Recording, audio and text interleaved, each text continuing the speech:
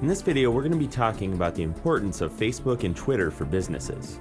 And why are Facebook and Twitter so important? Well, let's talk about some statistics quick. There's 750 million active Facebook, and of those 750 million, 50% log in on any given day. And Twitter has about 100 or so. If you add those up, that's about 870 million people all across the globe that you could be trying to connect with. Even if only half of those people are active on these sites, that's still a good 400 million people.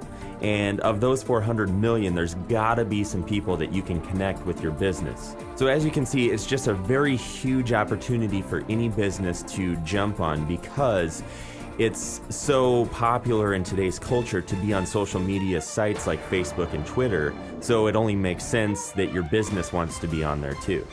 Now let's discuss a few reasons and benefits of being on these sites.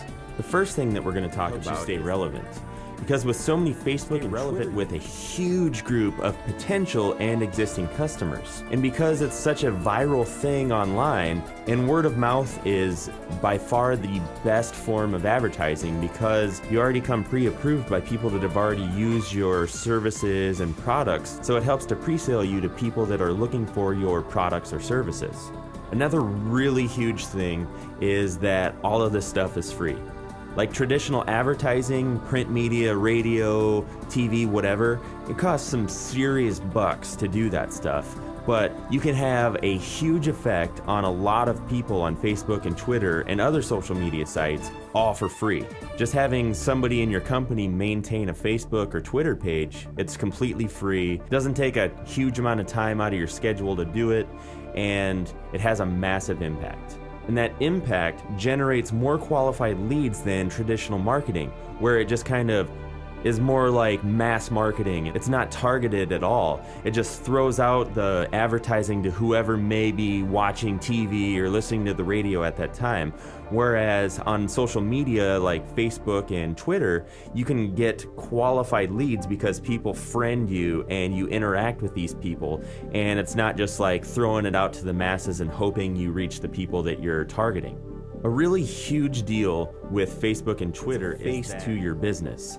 It helps people realize that you're not just some corporate entity that doesn't really care about them. It helps you connect with your target market. It's shown anybody that can connect with their target market will reap the rewards at the bank. It's just a proven fact that if you can connect with your market, the sky's the limit on what you can make. So this is a really great way to connect with that because it kind of personalizes your business and takes away the whole corporate feel of the business world because you're interacting on a one-on-one basis. And the way you want to interact is you want to engage in conversation with your customers or friends or followers on Twitter or whatever. You want to engage them in one-on-one conversation as much as possible to make them feel like you're not just some giant corporation out there that doesn't really care about them. So you definitely want to take a personal approach when you're interacting with your followers and your friends, and you want to avoid being too businesslike.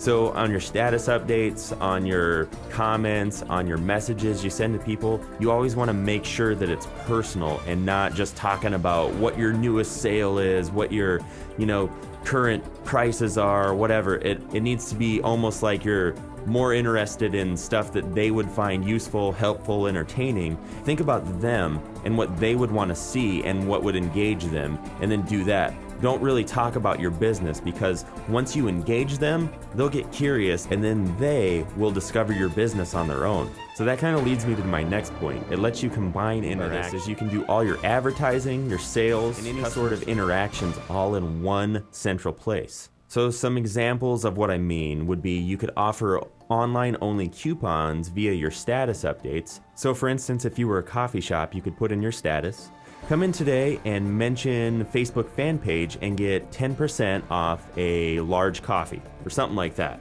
And because of the viral nature of Facebook and Twitter, where basically it snowballs and other people pick up on things, it lets you combat bad reviews immediately and do customer service and damage control all at once. Plus, if you handle it right with a very personal and caring way, other people will see how you handled it and they'll know that you treat your customers right. And then finally, You could also let followers know about specials you're running or updates you may have made to your business or your establishment or whatever. You can just kind of blast that out there. So in the grand scheme of things, what this all boils down to is all of this social media stuff and strategies basically just generates traffic, and it can be online. So online traffic, it could be to or wherever you're trying to send people. So what you would do on your Facebook fan page or your Twitter page is you'd have a link to your website or wherever you're trying to send people, and then once you start engaging them with, good content and conversation or whatever it may be, they'll get curious and then they'll see, oh, there's a link to more information at their website. I'm going to go there and check it out. Another great thing is it basically converts more sales by pre-selling them before they even get to your website or web store or whatever, because they've developed a relationship with you, so they feel more comfortable in buying from you. And when we're talking about offline traffic, basically what this does is it helps you get more foot traffic in the door. People get to know you and your business before they even set foot in your establishment. So basically, they're more likely to come to your place of business because they have a relationship with you already. And it's almost another form of pre-selling, because that way you've developed some sort of connection with them already, and the next time they're looking for your product or service, they're going to know right where to go to get it.